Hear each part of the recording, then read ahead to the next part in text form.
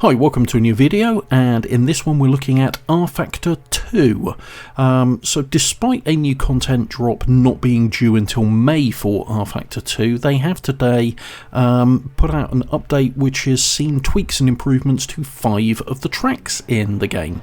They are a mixture of paid tracks and free ones, so I'll go through exactly what they are in a moment, and we'll talk about the tweaks that have been made to them. What you'll also find down in the description is a link to the actual update notes themselves, so you can take a look yourself if you want.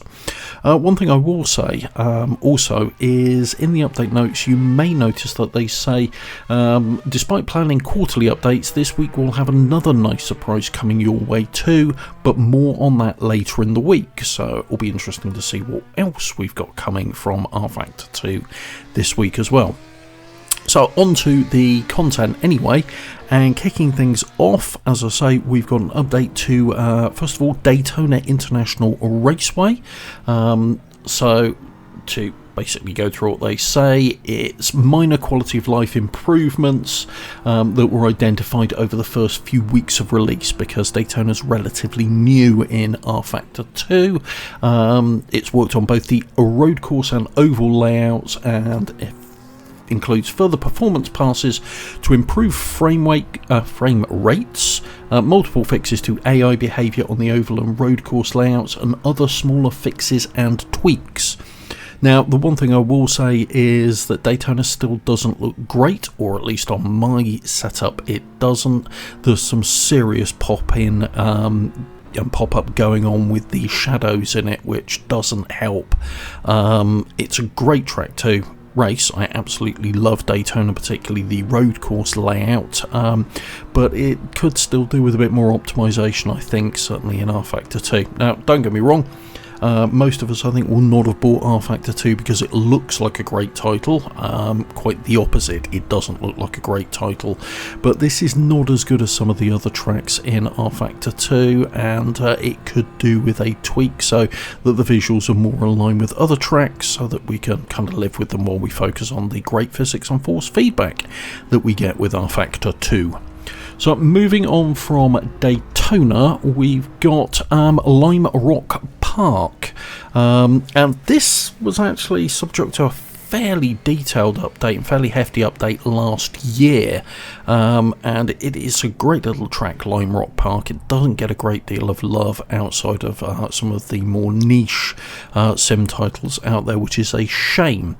Headlines for the new build is the introductions of further AI tweaks for a better offline racing experience, the addition of CBash and RRSHD shaders for faster loading times, and various graphical improvements to further uplift the visual experience on track, among other smaller tweaks, as can be seen in the update notes below. I will say, for my money, Lime Rock Park's probably one of the best looking official tracks within RFactor 2. I really do think it looks, for RFactor 2, quite impressive, and enjoy racing here as well. It's a good track. Moving on, we then have Monza. Now, this is another one of the more recent additions to RFactor 2, and the patch notes say this update is about mopping up a few of the outstanding issues and adding the shader packaging for quicker load times within the sim. They've also taken the opportunity to review the AI block path for track, and have identified areas for improvement that should see better behaviour when racing against AI vehicles. Further tweaks have been applied to some visual aspects of the track as part of this build, as per the patch notes down below, or on screen in your case. We then come on to what many people regard as the crown jewel of RFactor 2's track list, and that is Sebring International Raceway. Now, Sebring is an utterly fantastic track it's one of those tracks that's very unique in a number of different ways, and the build, particularly with regard to the quality of the road mesh of the RFactor 2 2 version is well known within the sim racing community for being a standout, and it is a great track from that point of view. It's a real challenge to both driver and car. So there's been some rework on that. So they say it's a few minor fixes and changes to help remove some issues we've identified in recent weeks. They have now repacked the shaders for faster loading times and added fixes for ambient lighting issues and pit marker visibility on different graphical settings, as well as minor track limit cut updates. And yeah, it's good. Particularly welcome for me are the track limit cut updates in this, because with it being Sebring, it's not always easy to see where the edge of that track is. So yeah, it's a good update. And then finally, rounding things off, we have Silverstone Grand Prix circuit.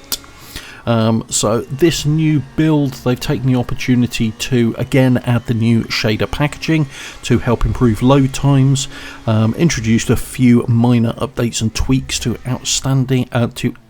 iron out any outstanding issues that have been reported with the track since it was last overhauled. So that's some layout names, and terrain material adjustments and billboards and things like that.